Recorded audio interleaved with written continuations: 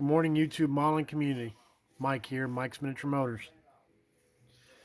Um, just want to do a bench update since the T-Bird's done. Been able to spend a little time this weekend going back to the Kawasaki H2 Carbon and the Z car, the buddy build with Keith. I don't even remember when we started that, but I know it's been a couple months. So sorry about that, Keith. Um, Talking about the Z,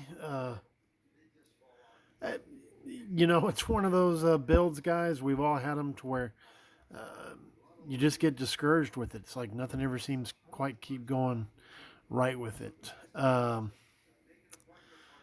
what can you do? I think the difference between a good modeler and a great modeler is how you work through all the hiccups. All right, let me try to put this in front of the camera. If y'all remember, I made this intake manifold. Let me move the light. Maybe that's a little help out a little bit better. I made this intake manifold, um,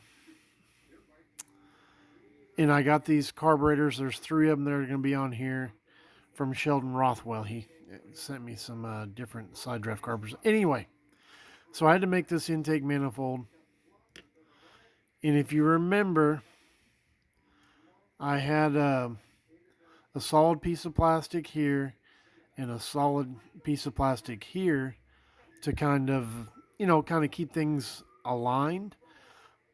Well, I went to trimming them to fit, because if you look at the picture of the 1-to-1,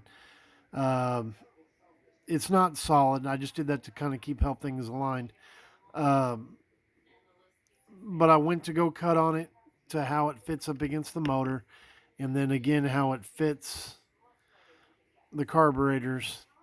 I still need to do this one, but it broke apart in 3 pieces. So that was like, finally got it back together. I don't know why this isn't coming out. It's pinned, but it's just held together with plastic glue, and that's resin. And then I've got pins in the bottom of the carbs. I don't know if you can see what I got here. Anyway, it's all pinned. Uh, but anyway, as you can see, it is glued back together. I still need to come in and trim up these pieces here to, you know, look more open, look, like the carburetor sits on there like it's supposed to.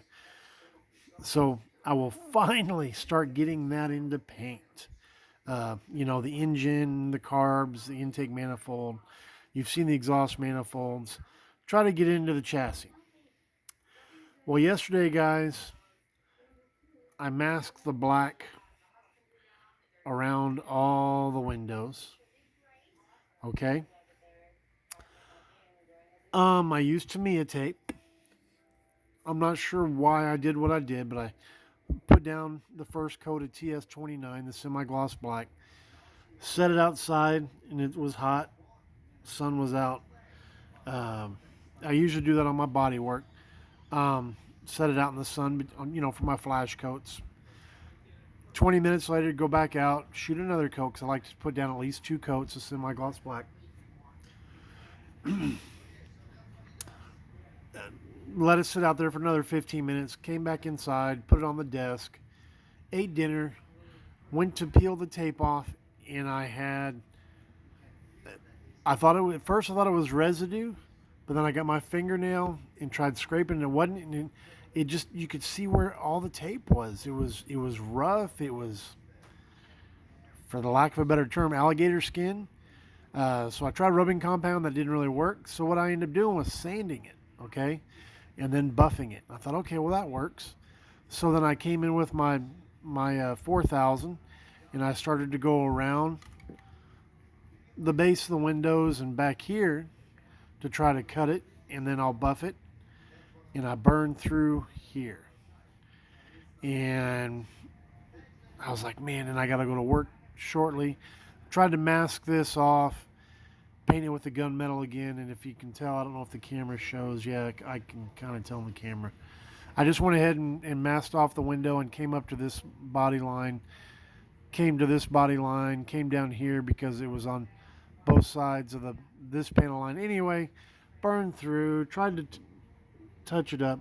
You can see even in the camera, it don't match. It doesn't match. So I'm going to give it a day or two and think about it. I don't know if I'm going to purple pawn this thing. Kind of breaks my heart. Or because it's just another step back. Or if I lightly sand it and try to put more gunmetal on top and more clear on top. I haven't come to that decision, but anyway, that's kind of where that stands. On the H2, if you remember, I had painted the frame green. I wasn't really happy with how dark it was. Um, I wasn't going to strip it. I was just going to go with it, but I knew ultimately I wouldn't be happy with it in the long run. You know, I'd look at the model and go, oh, you know, I could have done that better, and so I did strip it. Uh, there's 2 coats of black primer on here, and there's 2 coats of the fine silver. I'm not sure what the weather looks like this week, but at some point this week I'll try to get the green candy back on there.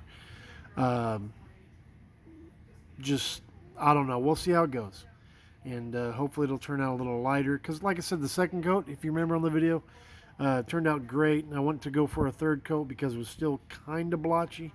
Because I'm not just trying to do a body; it's all inside, and I'm not going to worry about the inside as much because the engine takes up so much that you're not going to really see it. What I really need to worry about is this section because that's just about all that's exposed. But anyway, neither here nor there. There's that. I'm kind of mumbling on. Uh,